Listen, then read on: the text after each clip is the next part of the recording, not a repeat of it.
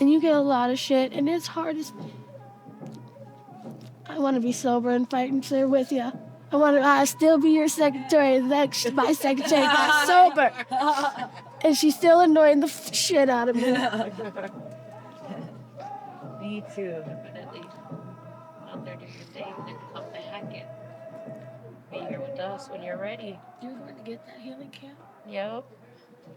It's going to be a whole healing center, a treatment center, all of it in one is what we're going to have. I can't wait. We have jewel spear banks for the men natives, but what do the women have? Nothing. I said the women need healing. We need to get back to ceremonies. We need, man, the sweat lodge. I just went through a healing ceremony. I got my spirit name. Like, you know, my heart is in the sweat lodge. All of that. You know what I mean? That is how we get back to sobriety and us and finding ourselves. All the answers are always coming to me and the grandfathers in the sweat, whether I want to hear it or not. It's funny because he even said yesterday, he said, the spirit sitting next to you said, look, you're stubborn as heck, but you're going to listen this time. I'm with you and you got this. It was my grandma. Losing my grandma was hard. Growing up, my mother didn't love me. She didn't hug, kiss me. It was of how much a mistake I was. And so I've always felt this longing of wanting somebody to be proud of me. If I could just get good grades, my mom, if I could just do this, if I could just do this. But I couldn't. And I couldn't keep sacrificing my life to take care of my mother and going through these things that she was putting me through. So I called the police on my own mother and said, I can't do it, get me out of here. She's not there for me as well, or my kids or anything, so I get that, like holding on to something that and wishing for something, but I channeled it into, I took it as I don't want to be like that and be a grandma like that or a mom like that. And so I try to be a better mom and a better grandma than what she taught me not to be and what hurts, and not try to inflict that hurt or them traumas or that cycle onto my next generation. So I can't say I've always been perfect, but because I know I've passed those on, but how do I try and repair that? How do I try to be from here on out? You know, when I started learning about generational traumas, I was about 45 years old, so that was just a year ago. So when I start really looking into it and seeing what does that mean, I was like, something clicked, and I was doing a group called Sobriety Warriors. I had a lot of people from Little Earth that were working on their recovery there. And I know they feel bad that I left that, but something really clicked, like, why do people keep relapsing? They keep going to see their family at the camps, and this happens, and then there's the cycle. So maybe if we can hit the streets and try to help with out here, the fentanyl crisis here in East Phillips, just this small area, let's make something that works so that people could do it other places. We could take this other places, this center, and it takes one to know one. It takes an addict to know an addict. So it's like, you have to know that. So, like, what I want to say is, what everything you're saying, I've been through that when I went into recovery. So you're going on the right track is what I'm trying to say, is like recognizing it, recognizing what our kids are too little to understand. Why isn't mom there no more? I would think, what, my granddaughter, if I don't fucking change my life now, she's so little she don't understand why grandma's on the phone singing lullabies to her during my little free time out of my cell. She don't understand where grandma's at, and she don't need to understand that grandma's in jail. So I was like, this is it for me. The only thing I'm gonna go to jail for is fucking locking down to a damn pole for you guys that are at camp, or if we're on a line, you know, like some kind of action for a protest that I'm gonna do. Like, my whole life has changed around a 360 from doing really bad stuff. Like, that's why I say I can understand. I know what's going on. People think I'm dumb. Like, no. I can play just as good. I've been out there doing all this stuff on the streets too. Not that long ago was I out here too. And I don't like to forget how I felt when I was in addiction. I like to stay close to that because if I ever forget, I could relapse.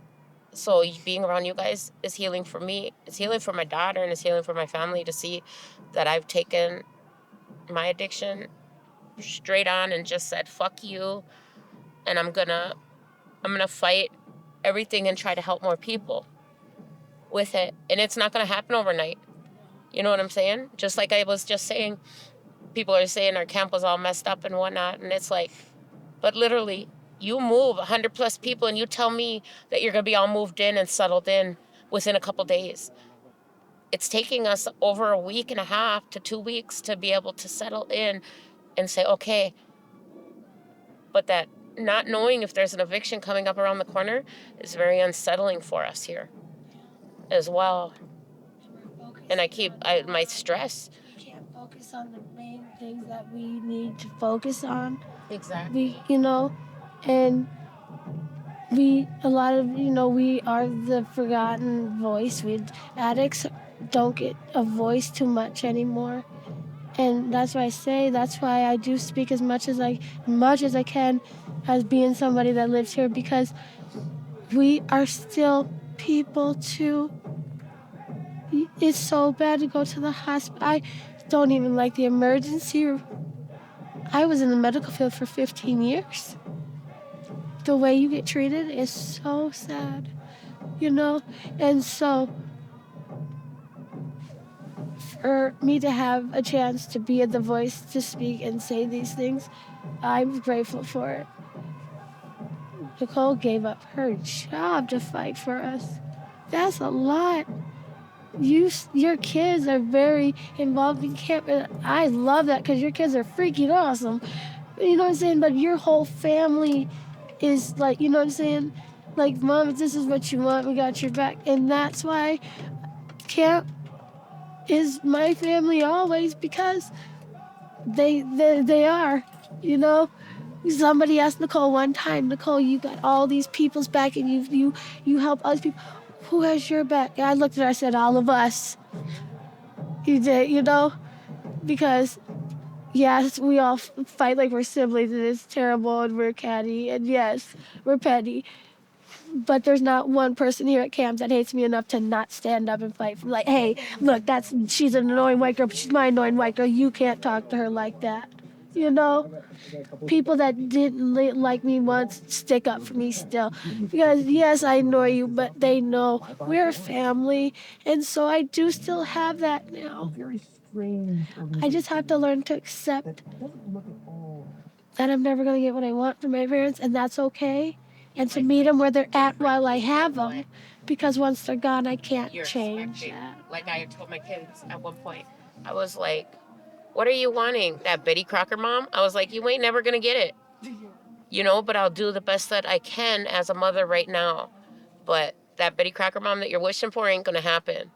You know what I'm saying? And I was just like, but I could be the best that I can to you guys right now.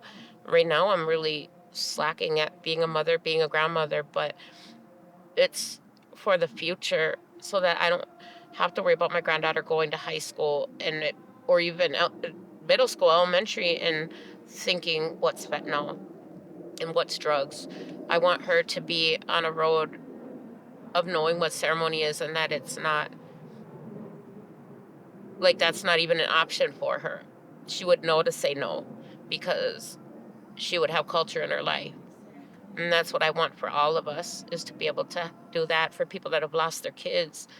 I want to one day be able to change laws that they are able to see their kids again if they are in some kind of ICWA or anything like that, to change it so that they could still see their kids and rekindle those relationships, even if they don't get them back, say, but that they are able to see them once they're sober.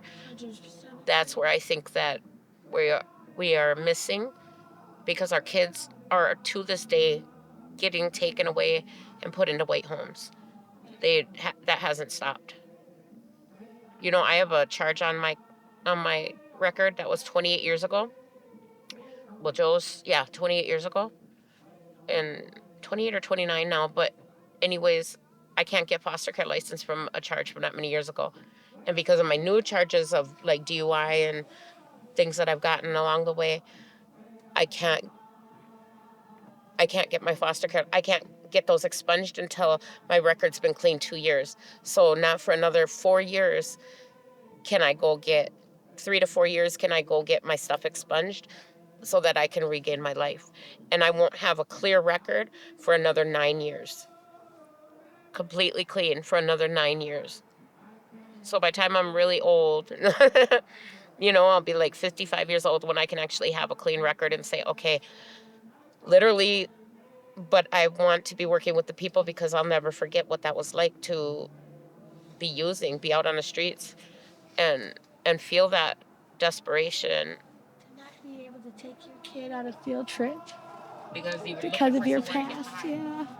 I couldn't even go to the movies with my kids without I literally